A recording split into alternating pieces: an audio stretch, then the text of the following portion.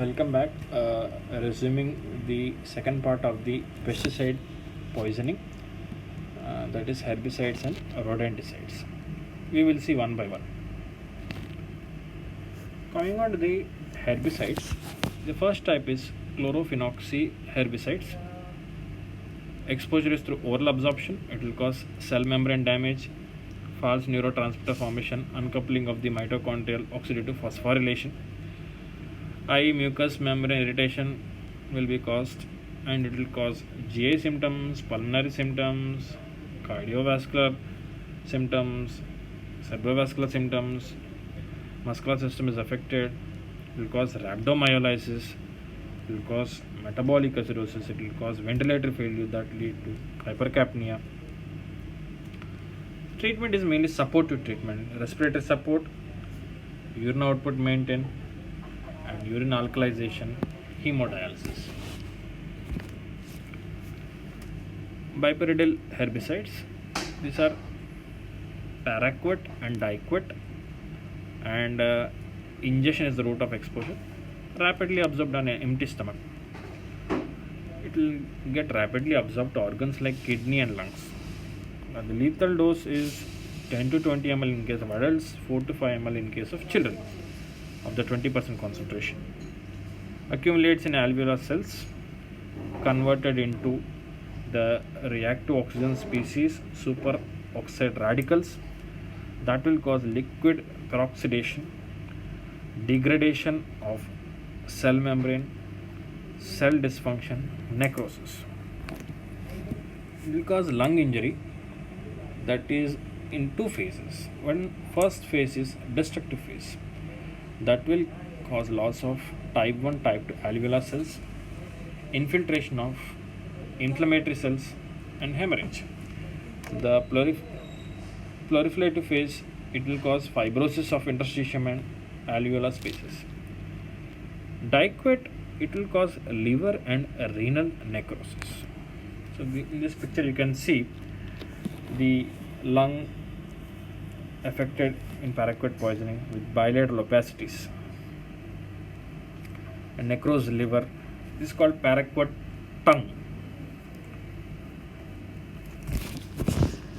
Based on the amount of exposure, we will have the clinical features.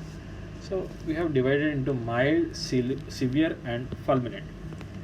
In case of mild category, we will have nausea, vomiting, diarrhea, and decreased pulmonary function.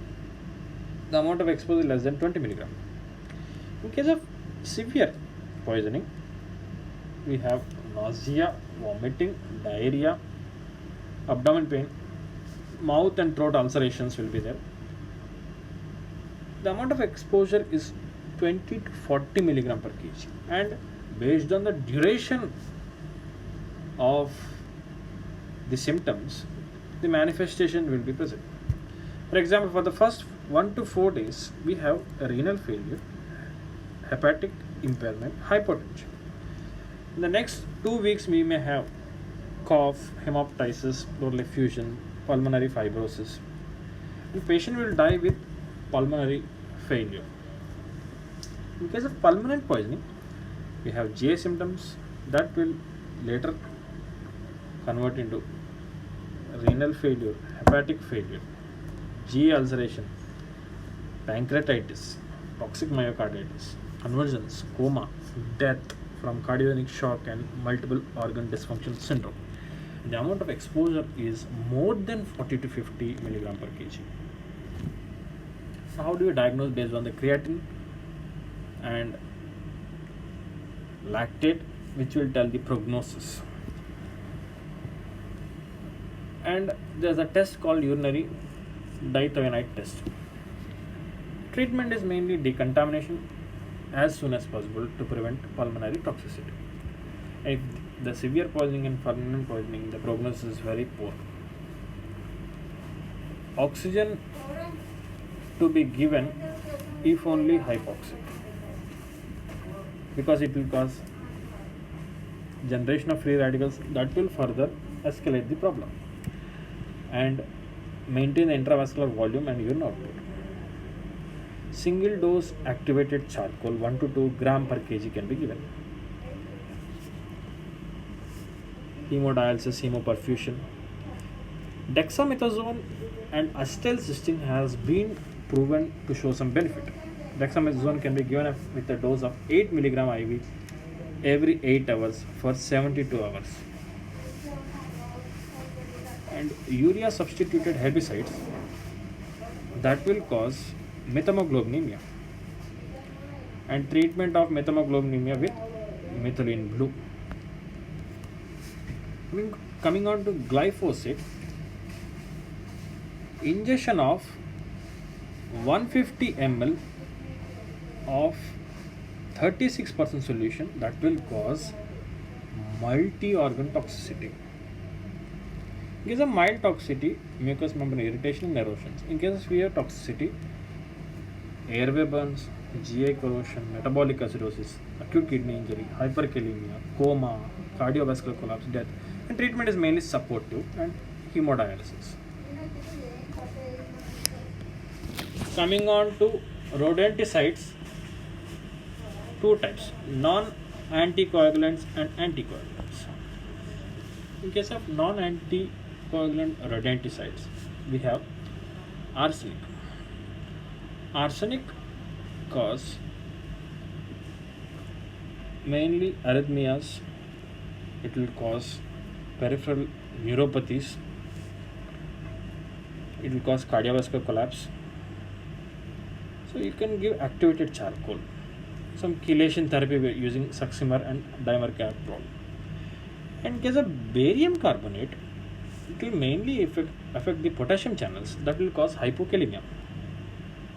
So here we can give potassium replacement, gastric lavage with magnesium and sodium sulfate. So that will cause the conversion of barium carbonate into barium sulfate, that is less toxic. In case of yellow phosphorus, it will cause severe cardiac and neurological toxicity, and it is a poor prognostic sign, and it is caustic. It is a mitochondrial toxin, yellow phosphoruses.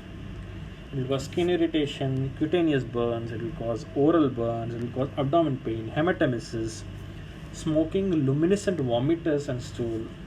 It is garlicky odor, and it has a late neurological depression with multi-system toxicity.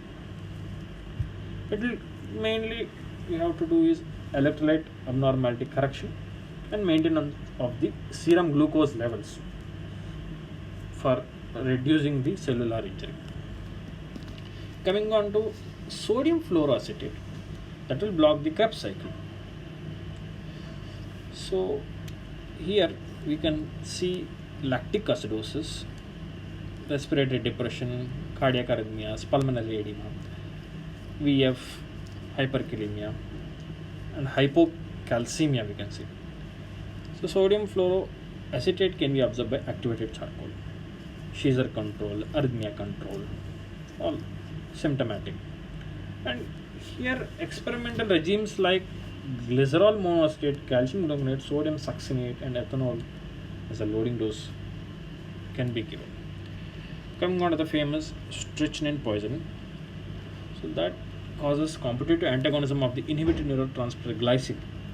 So that will affect the muscular system, that will cause restlessness, muscle twitching, painful extensor spasms, opisthotonous posture, trismus, facial grimacing, paralysis and death.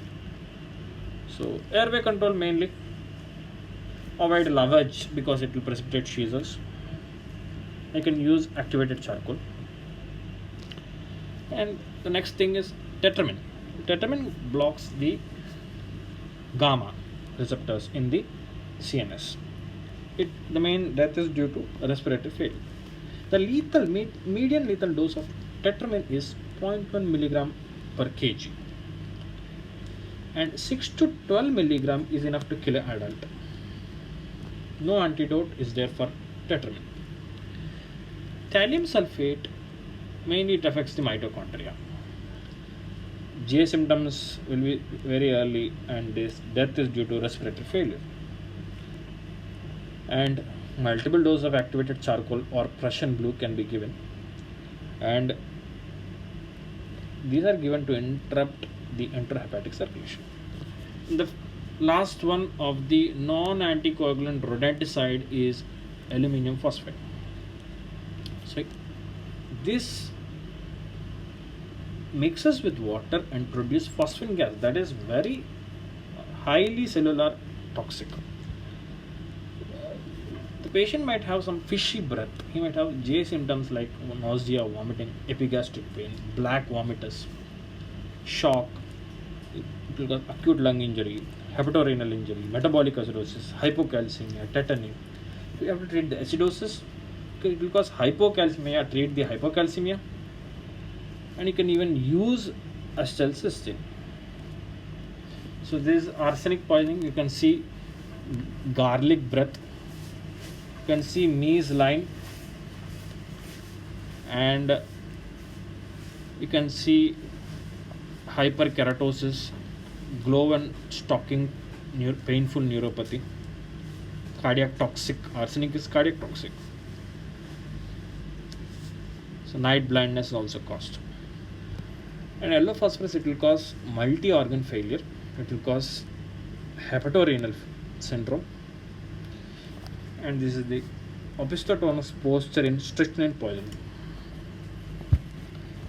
And aluminum phosphate poisoning, as we have discussed earlier, it will cause phosphine gas, that is cytotoxic, and inhibit cellular oxygen utilization, induce lipid peroxidation.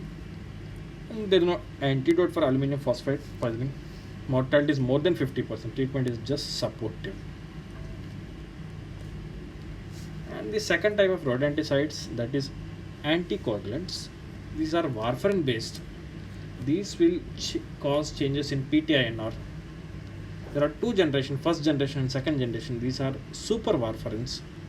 The treatment of this is just providing vitamin K1, 1 to 5 milligram in children and 20 milligram in adults per active bleeding, because vitamin K induces the production of the coagulation factors 2, 7, 9, 10, which are affected by the warfarin.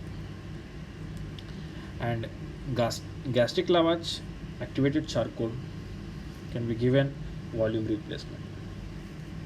This way simply presented in a very simplified manner. Without you can use this for quick revisions if you don't have time to read or just want to quickly revise it. Thank you very much.